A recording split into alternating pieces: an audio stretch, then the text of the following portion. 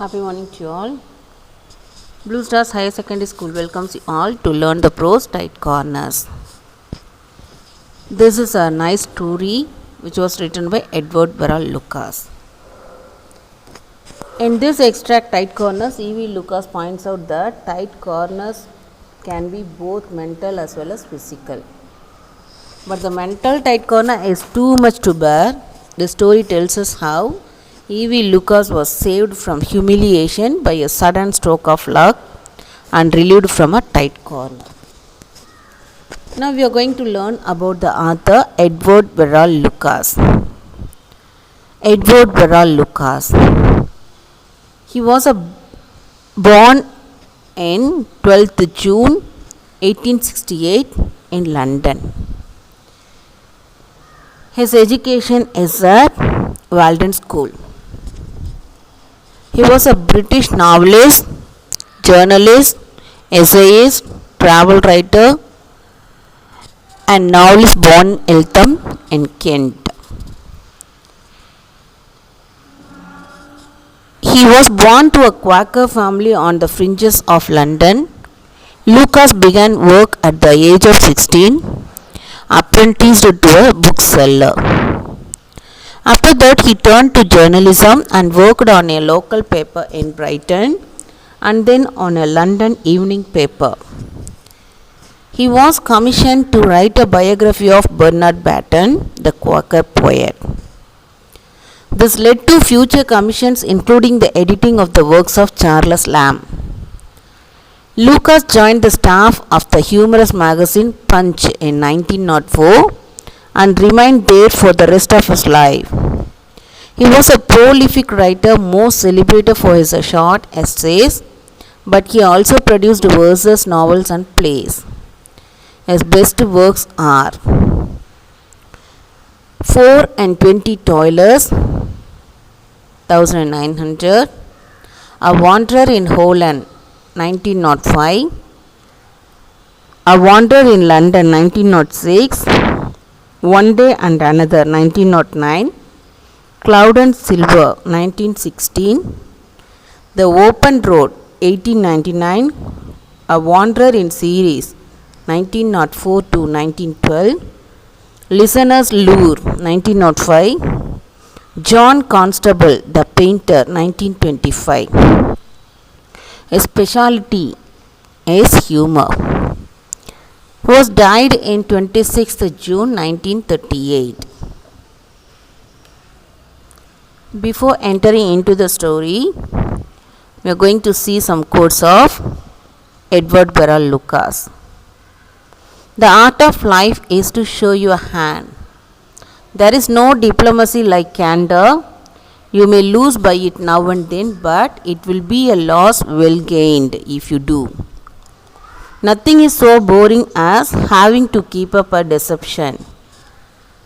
Another one, I have noticed that the people who are late are often so much jollier than the people who have to wait for them. Next one of the most adventurous things left us is to go to bed, for no one can lay a hand on our dreams. The last one, there can be no defense like elaborate courtesy.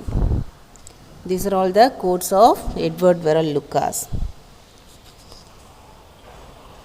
The topic of this prose, tight corners. What is meant by tight corner?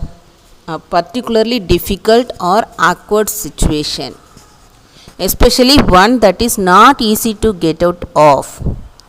For example, your brother helped me out of a tight corner when I was out of work a few years back.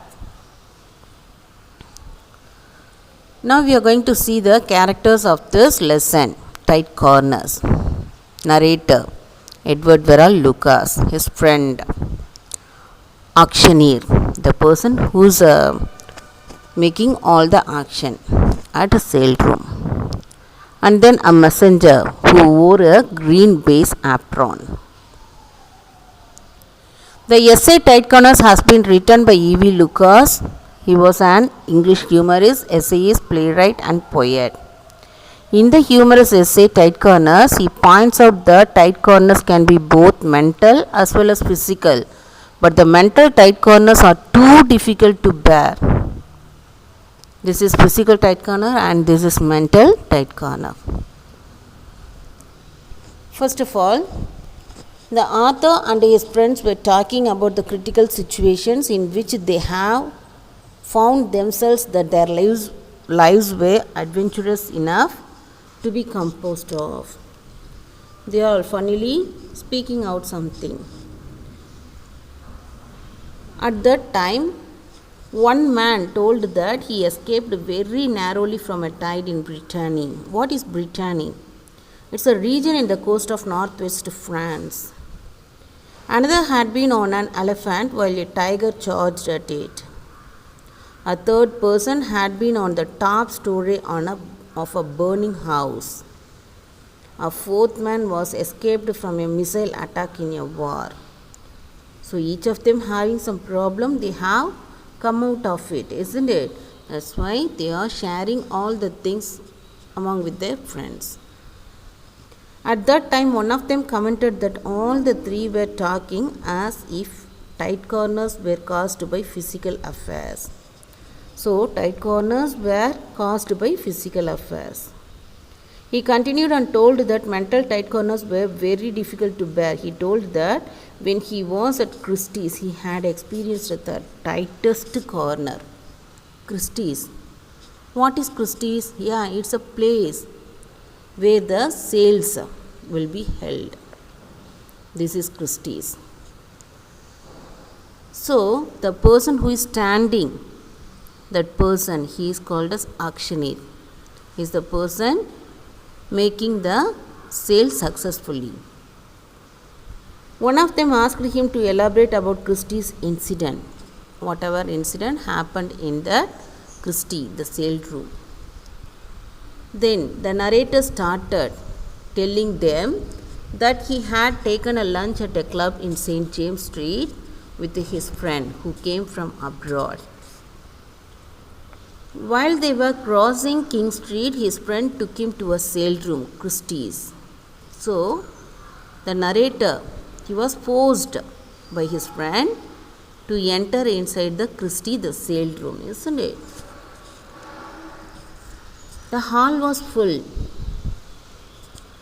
What they are all doing here? They were selling Barbies and pictures. Barbies and pictures means for tremendous prices. It seemed that the minimum amount is 2,000. They also sold pictures such as forest scenes, pools at evening, shepherdesses and other regular subjects. Wow, wonderful. These are all looking very nice, isn't it? That's why they are selling this at huge amount. Then nothing sold for an amount with 3 digits. Everything, they are very costly. They are very expensive. They watched the sale for a moment. Who are all watching? Yes, the narrator and his friend. They watched the sale for a moment quietly. Then the narrator started bidding just for fun. He's doing that bidding just for fun. Finally, he started. But he had only 63 pounds in his that too in the bank. He is not having this money in his pocket. At the same time, he had no securities even to borrow 500. But he is bidding just for fun. Without having any money, he is just a bidding for fun.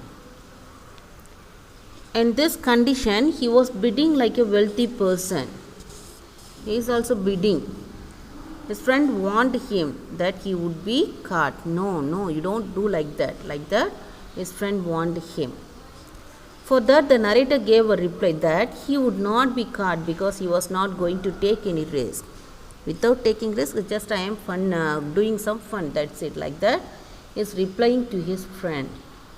Then for a long time, he didn't bid. But when a picture was put up, a short, red-faced man shocked the room by the way of bidding at a higher value. the man, a short red-faced man who is very rich, is making the room shock by the way of bidding at a higher value, because he is asking for a higher value of amount. The narrator guessed that the man might be a dealer, as he had bought quite a number of items. So the narrator guessed that the man might be a dealer. He had bought quite a number of items. The prices for the previous lots were started modestly at 50 guineas or 100 guineas for those items. The narrator had safely raised the bid to a higher price. But when the new picture was displayed, the dealer made his sensational bid for 4,000 guineas. This time, the dealer, he made his sensational bid totally for 4,000 guineas. He is asking for the amount 4,000 guineas. Then what happened? There was a muffled sound of excitement in the hall. The narrator raised the bid by 50 more guineas. By the word "150," like that, he started to bid. Then a terrible silence was prevailing there. The auctioneer looked curiously. With more interesting, he is looking first at the opener and then normally at the company.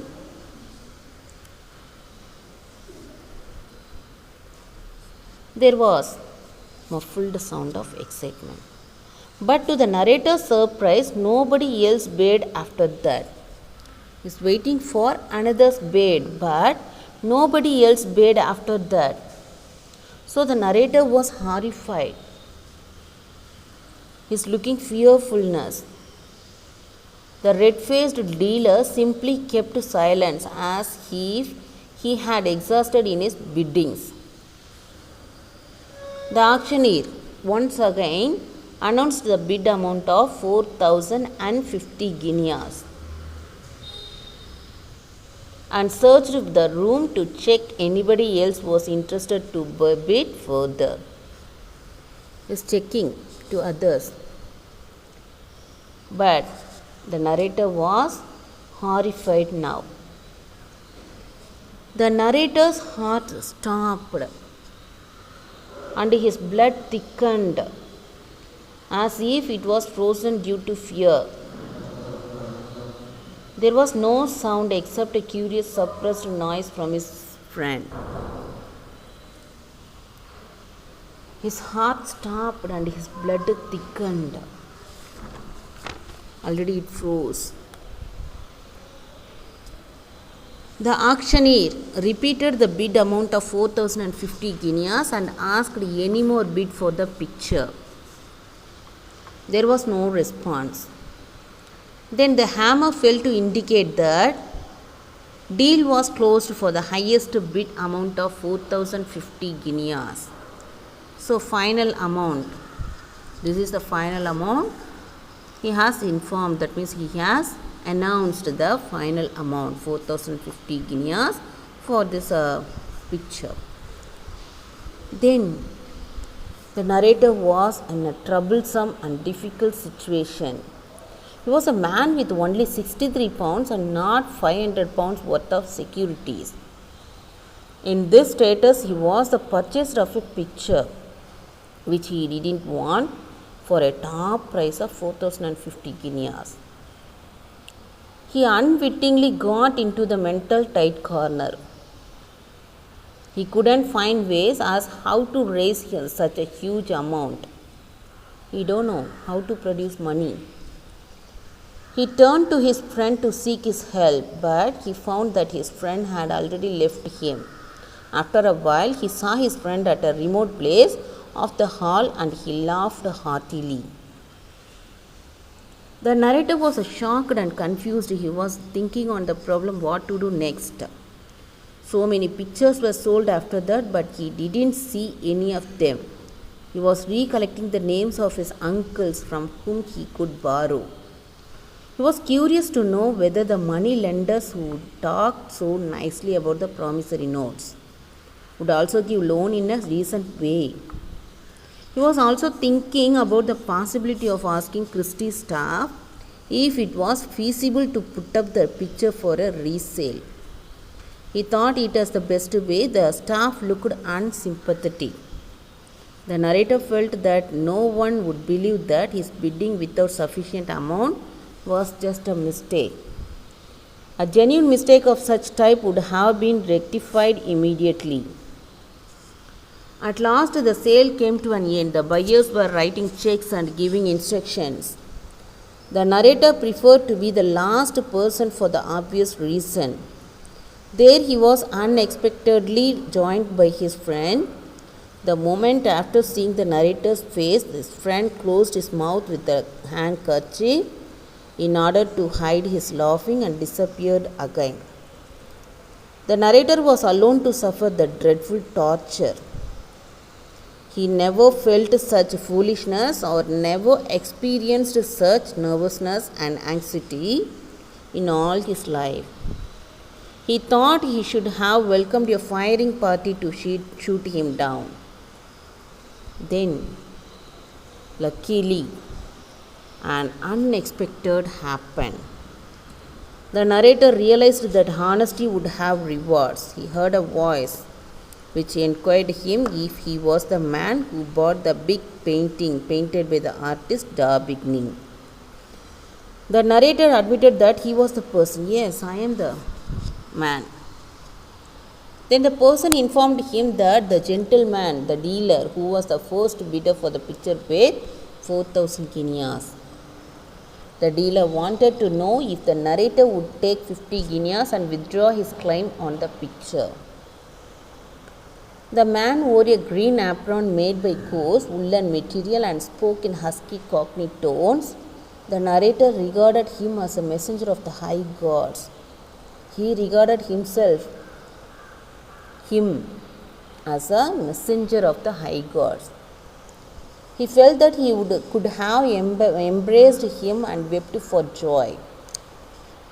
What it is? He wept for joy. He wondered why he would have take 50 farthings. He considered 50 guineas was a quite very low offer. He was of the opinion that even among the best people in the world, there are cunning people.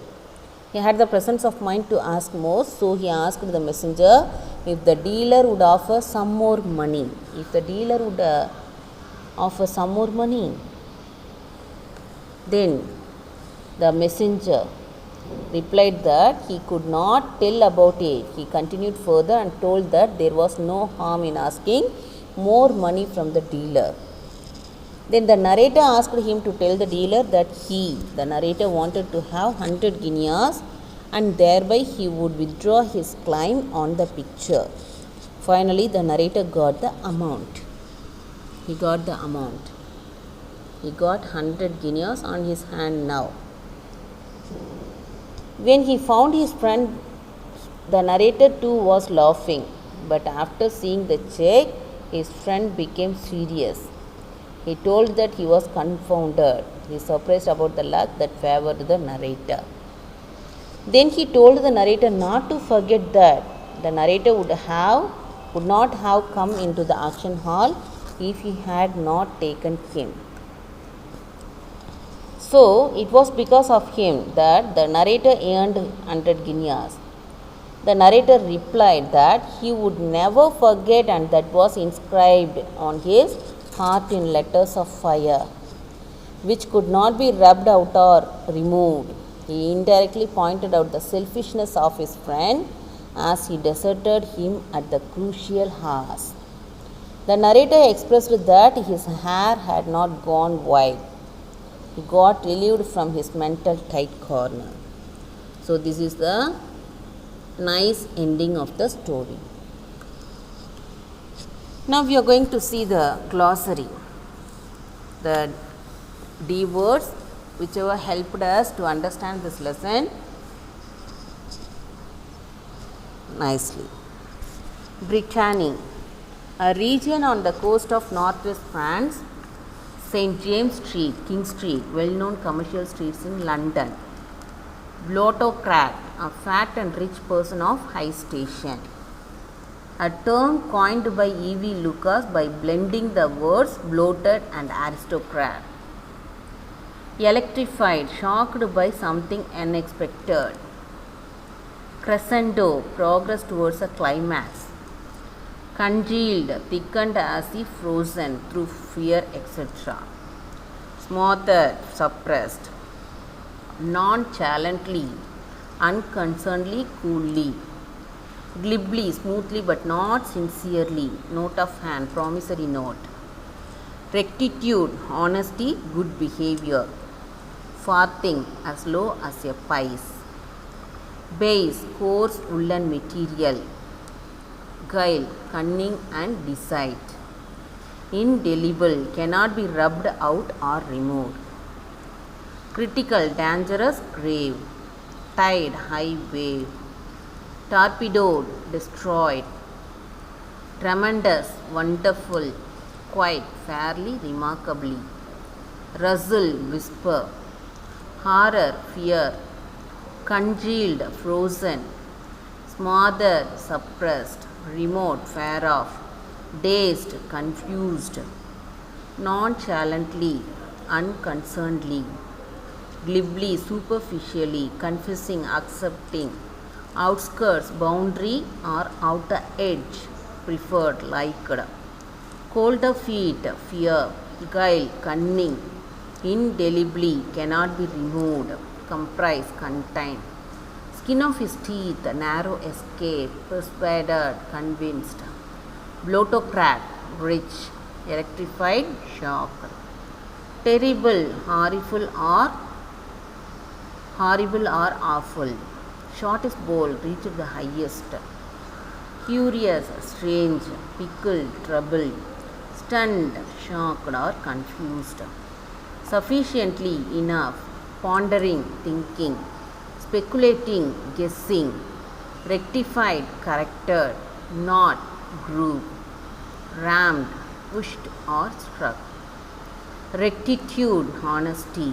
Grave, serious. Now we are going to see the comprehension questions based on the lesson. First question. Describe the activity that was going on in the sale room at King Street. Christie's. The famous auction house was situated at King Street. Auctions for Barbizon pictures were going on in Christie's and people were buying them for thousands of guineas. Second question. What can you say about the author's attitude when he high-handedly participated in the auction? The author wanted to enjoy the fun out of bidding. He thought he could be safe if he bid in the beginning stage. Why was the author sure he would not be caught? He was adding a new few pounds in the beginning and he was hopeful that others would ask for more. So he was assured that he would not be caught. Then, what made the author ignore his friend's warning? He was very careful to add something in the beginning of the bidding and so far he was safe. He thought he would not be caught, so he ignored his friend's warning. How had the author managed the auction without getting involved in the deal? He was careful to add something in the beginning so that the bid would be raised by others. In this way, he was escaping from being caught. What came as a shock to the author? Usually the auctions for pictures started with modest sums, but when a new picture was displayed, a dealer made a high bid for 4,000 guineas. Without realizing the value of the bid, he was, as usual, added 50 more to the bid.